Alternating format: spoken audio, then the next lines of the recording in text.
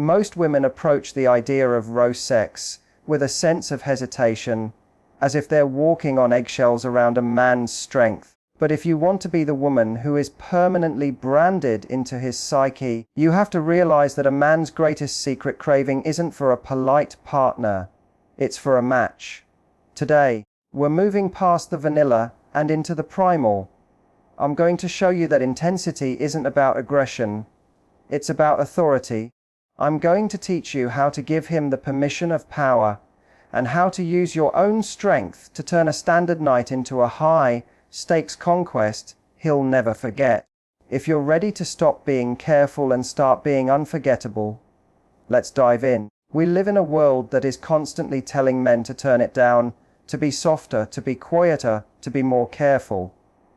And while that makes for a great neighbor, it makes for a bored partner. If you want to rock a man's world, you have to realize that deep down, he is craving a space where he doesn't have to apologize for his intensity. Rough sex isn't about being mean, it's about the claim. It's about that moment when the polite masks we wear in public finally crack, and you're left with something raw, honest, and incredibly powerful. Most women wait for the man to lead the way into rough territory because they're afraid of looking too much.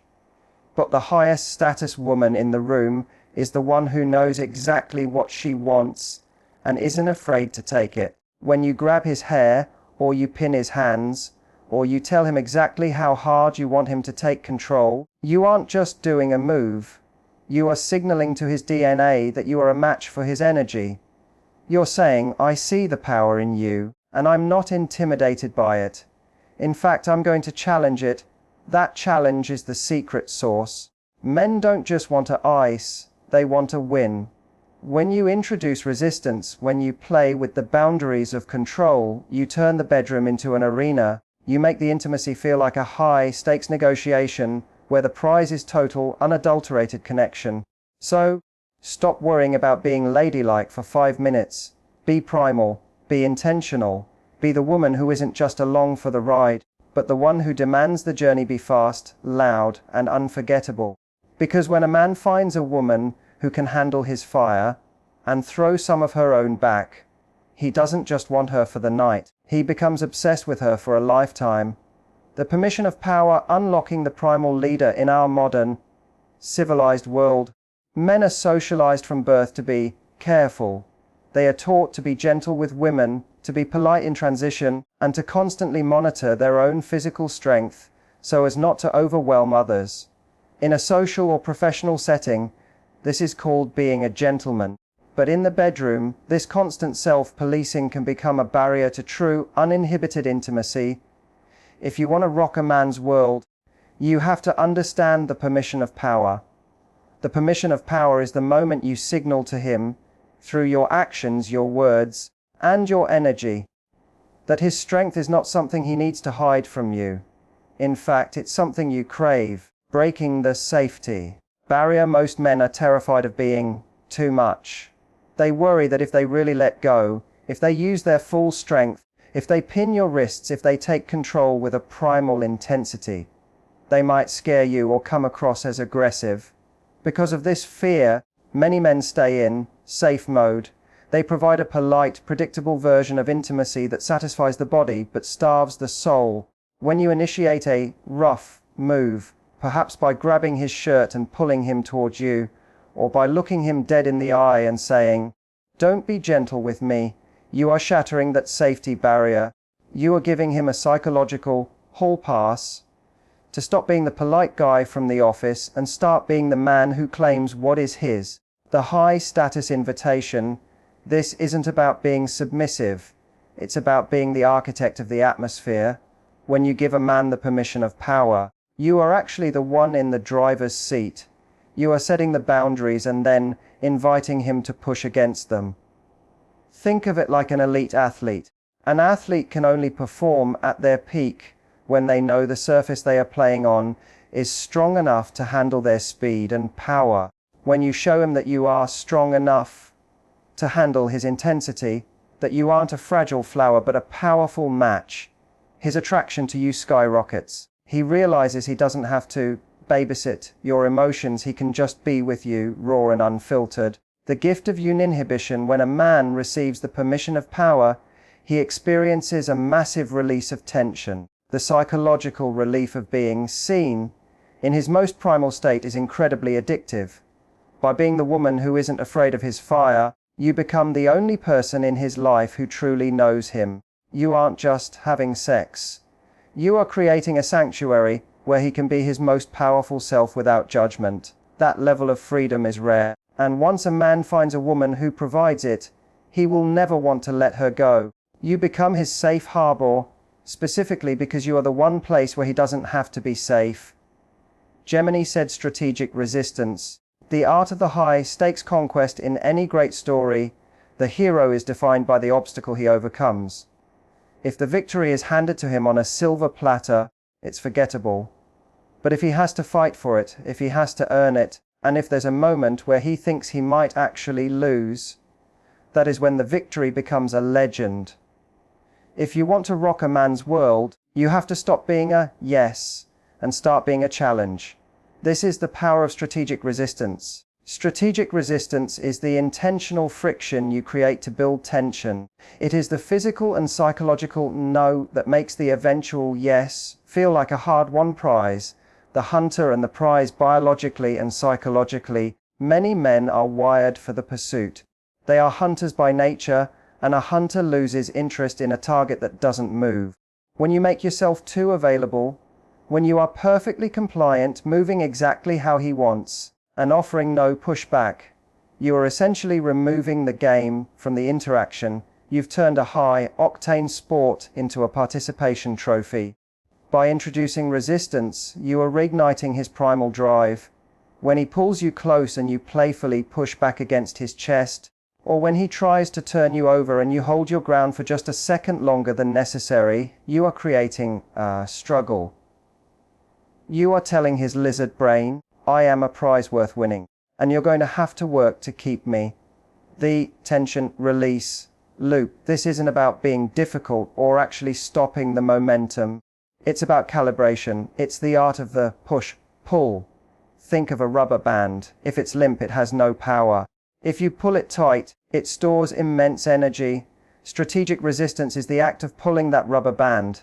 Every time you resist his lead, every time you twist away from a kiss only to come back twice as hard, you are stretching the tension. When you finally release that tension, when you finally give in and let him win, the explosion of dopamine in his brain is 10 times more intense than if you had just been passive from the start. The high-status surrender. The most intoxicating part of rough sex isn't the roughness itself, it's the surrender. But surrender has no value if there was no resistance to begin with. When you are a woman who can hold her own, who can pin his hands back or meet his strength with your own, your eventual surrender becomes a high-status gift. You are showing him that you aren't weak. You are choosing to let him lead. You are the one who decides when the wall comes down. That shift, from the woman who was fighting him off to the woman who is pulling him in, creates a psychological whiplash that is deeply addictive. When you master strategic resistance, you aren't just an object of desire, you are a partner in a high-stakes dance. You make him feel like a conqueror, and in return, he becomes completely obsessed with the woman who was strong enough to make him earn his victory. The vocabulary of command. The verbal architecture of authority. We've all been taught that communication is about sharing feelings, but in the high-intensity theater of the bedroom, communication is about direction. If you want to rock a man's world, you have to understand that your voice isn't just a soundtrack. It's a steering wheel. Most women fall into the trap of being polite or suggestive, using soft language like maybe we could, or do you like it when, oh. But when the energy gets primal, polite language acts like a bucket of cold water. To truly captivate him, you must master the vocabulary of command. The vocabulary of command is the art of using short, direct, high-status language to direct the flow of intensity. It is the verbal equivalent of pinning someone's hands. It removes the guesswork and establishes a clear, dominant narrative. The psychology of directness. Why does this work? because most men carry a heavy mental load of performance. They are constantly trying to read your cues, wondering if they're going too fast, too slow, or too hard. When you use command language, you are doing him a massive psychological favor. You are taking the burden of leadership off his shoulders for a moment. When you say, "Look at me," or "Stay right there," or "Harder," you aren't just giving an instruction, you are signaling certainty. And certainty is the most attractive trait a human can possess. By being direct, you are telling him that you are fully present, fully in your body, and fully aware of what you want. This clarity allows him to stop thinking and start feeling. It gives him the freedom to react to you without the filter of doubt. The status shift through syntax command language is defined by its brevity. Long sentences belong in a boardroom, short bursts belong in the bedroom. Standard language, "I really like it when you hold my hands like that, it makes me feel so connected to you." A low intensity descriptive command language, "Don't let go," so high intensity authoritative. Image a waveform visualization of a short, sharp command versus a long, trailing sentence, illustrating the impact of brief vocalizations. The difference is visceral. Command language creates a stop and listen effect in the brain. It triggers a primal response that demands attention. When you tell a man what to do with that level of unapologetic authority, you are flipping the script. You are showing him that you aren't a passenger. In this experience, you are the chief executive of your own pleasure. Comfort, praise, command, sandwich. To be truly effective, you combine command with validation. This is the praise command technique. You tell him he's doing a good job, then immediately tell him how to make it better. "That's it. Now don't stop." Or, "You're so strong. Pin me down." This creates a reward and direction loop. He gets the dopamine hit of knowing he's succeeding, followed immediately by a new mission to complete. It keeps his brain locked onto you, constantly seeking the next win. When you master the vocabulary of command, you aren't just talking. You are sculpting the experience. You are the woman who isn't afraid to use her voice to claim the moment. And when a man hears a woman speak with that level of raw, unfiltered authority, he doesn't just hear a command. He hears a woman who is worth every ounce of his focus. Sensory overload, creating that no exit environment. If you want to move from a standard sexual encounter to a total psychological takeover, you have to understand the limits of the human brain. The brain is a filtering machine. It is constantly trying to tune out the mundane so it can focus on what matters. In a low-intensity setting, his mind might wander to his to-do list, the light coming through the window, or his own performance anxiety. But if you want to rock a man's world, you have to shut down those exits. You do this through sensory overload. Sensory overload is the art of crowding his perception so completely that he has no choice but to be 100% present. It is the tactical application of too much in all the right ways. The science of presence. The human nervous system can only process a certain amount of data at once. When you provide input for his eyes, his ears, his skin, and his sense of balance all at the same time, the logical part of his brain, the part that worries, judges, and plans, simply shuts down. He enters a state of flow, where the only thing that exists is the sensation of you. Think of a high-speed chase in an action movie. Why is it so gripping? Because the sound is loud, the visuals are fast, and the stakes are high. You aren't thinking about your taxes while watching a car flip in IMAX. To achieve this in the bedroom, you have to become his IMAX experience. The layering technique. To achieve sensory overload, you have to layer your inputs. Most people make the mistake of doing one thing at a time. They touch, then they talk, then they look. To overload him, you must do them simultaneously. The physical anchor. This is your rough foundation. A firm grip on his hair, your legs wrapped tightly around his waist or pinning his wrists. This provides a constant, high-pressure tactile input.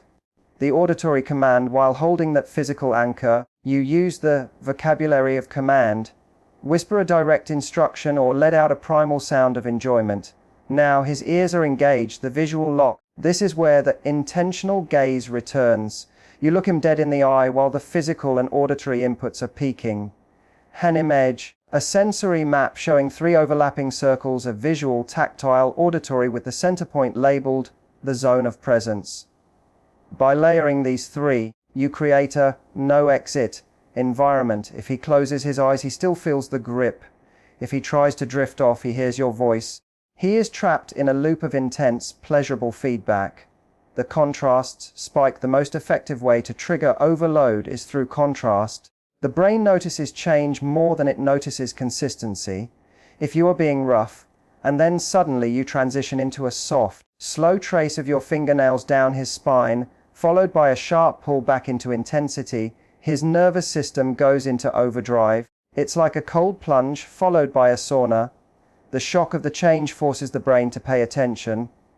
When you master sensory overload, you aren't just having sex. You are conducting a symphony of sensation. You are the woman who knows how to overwhelm his defenses and take him to a place where time, stress, and the outside world simply cease to exist. You become his entire reality, and that is a power he will find impossible to walk away from. The release, feedback, the primal validation of impact. In the world of high-intensity intimacy, silence isn't just awkward, it's a signal of failure. If you want to rock a man's world during rough sex, you have to understand that he is operating in a state of hyper-awareness. He is using his strength, he is taking the lead, and he is constantly scanning you for one specific thing: the release. He needs to know that his intensity isn't just being tolerated, but that it is actively driving you over the edge. The release feedback is the vocal and physical confirmation that his power is your pleasure. Most women make the mistake of trying to stay composed or pretty when things get intense. But pretty is the enemy of primal. If you want him to truly let go, you have to show him that he has the power to break your composure. The psychology of the primal echo. Why is this so addictive for a man? Because rough sex is a high-stakes negotiation of boundaries. When he pins your wrists or pulls your hair, there is a microsecond where his logical brain asks, "Is this okay? Am I too much?" If you respond with silence, that doubt lingers. It keeps him in safety mode. But when you respond with a sharp intake of breath, a low groan, or a vocalization that sounds less like a song and more like a surrender, you are providing the primal echo. You are telling him, "Yes, this is exactly what I need." You are validating his strength. You are turning his physical effort into an emotional victory. For a man, there is no greater aphrodisiac than the sound of a woman losing her breath because of something he did. The 3 stages of feedback. To master the release, you have to move through 3 distinct stages of auditory and physical signaling. The sharp intake, the shock. This happens the moment he increases the intensity. A sharp gasp or a sudden tightening of your grip on his shoulders. It signals that your nervous system has been hit by the change. It marks the transition from standard to intense. The low-frequency hum, the process. As the intensity continues, your voice should settle into a deeper, more resonant tone. This isn't a high-pitched performance scream, it's a guttural, low-frequency sound that vibrates through your chest. It tells him that the pleasure is deep and structural. The verbal cap. This is where you use your words to put a seal on the moment. Phrases like "don't stop," or "you're so strong," or simply his name whispered with a ragged edge. You are naming the experience, making it real and undeniable. The shattered composure. Imagize a close-up, high-definition shot of a woman's face in profile, head tilted back, lips parted, with the lighting highlighting the tension in her neck, and the raw, unedited expression of someone completely lost in a moment. The release feedback is about being willing to look unraveled. When a man sees that his intensity has shattered your public persona, that you are no longer the composed woman he saw at dinner, but a raw, reacting force of nature, it makes him feel like a god. It tells him he has a unique, exclusive access to a side of you that no one else gets to see. When you provide the release, you aren't just giving him feedback, you are giving him certainty. You are removing the polite filters and inviting him to be as primal as he wants to be. And once a man knows he can be that raw with you, and that you will meet that energy with your own vocalized surrender, he will never be satisfied with a polite connection again, the aftercare contrast, the emotional whiplash of desire. If you want to understand the difference between a one-time encounter and a woman who becomes a permanent obsession, you have to understand the power of the calm down. High-intensity intimacy is a peak experience. It's loud, it's fast, and it's primal. But if you leave a man at that peak, the experience eventually feels hollow. To truly rock his world, you have to master the aftercare contrast. This is the art of the soft landing, where you follow a moment of raw power with a moment of profound tenderness. This isn't just about being nice after sex. It is a psychological tactical move that creates what I call emotional whiplash. It is the sudden shift from the conqueror to the protector, and it is the most addictive transition a man can experience. The science of the cuddle chemical. During high-intensity play, his brain is flooded with adrenaline and dopamine, the chemicals of the hunt and the win. But the moment the physical act ends, those levels begin to crash. If there is no transition, he can feel a sense of post-coital blues or a sudden emotional detachment. By immediately introducing the contrast, by pulling his head to your chest, running your fingers gently through his hair, or whispering, "You were incredible," you trigger a massive release of oxytocin. This is the bonding hormone. By spiking his adrenaline and then immediately soothing him with oxytocin, you are essentially wiring his brain to associate you with both the highest highs and the deepest sense of safety. You aren't just a partner, you are his entire emotional spectrum. The high status tenderness. Most women think that being rough means they have to stay tough afterward. But the highest status woman is the one who can navigate both extremes with total comfort. When you move from pinning his hands to gently kissing his forehead, you are showing him that you are in total control of the energy in the room. Energy, a black and white cinematic shot of a couple in a quiet, post-intimacy moment. The man's head is resting on the woman's lap. She is looking down at him with a look of soft, protective pride while her hand rests on his shoulder. This contrast validates the roughness that came before. It tells him that intensity was a special place we went together, and now we're back here, safe and connected. It removes any lingering guilt he might feel about his own strength. It tells him that you love the fire, but you also love the man behind the fire. The claim. In the quiet, the aftercare contrast is where the claim is finalized. In the heat of the moment, it's physical. In the quiet afterward, it's emotional. When you hold him in that vulnerable, post-peak state, you are claiming his heart. You are the woman who's seen him at his most uninhibited and still wants to hold him close. Think of it like a masterclass in storytelling. A great movie doesn't just end with a massive explosion, it ends with a quiet, resonant scene that makes you feel the weight of what just happened. Your aftercare is that final scene. It's the moment where you look at him, not as a conqueror, but as your partner, and let him know that he is enough. When you master the contrast, you don't just give him a night of great sex. You give him an emotional experience that he cannot find anywhere else. You become the woman who can handle his darkness and cherish his light. And that is a combination no man can ever truly walk away from. Because at the end of the day, any woman can be nice in bed. But very few women have the confidence to meet a man in the fire and stay there with him. By mastering these moves, you aren't just giving him a physical thrill, you are becoming his sanctuary. You are showing him that you aren't afraid of his rawest self, and in return, he will give you a level of devotion that most people only read about. Go out there, own your intensity, and remember the moment you stop apologizing for your power is the exact moment he becomes completely obsessed with yours. Now, go rock his world.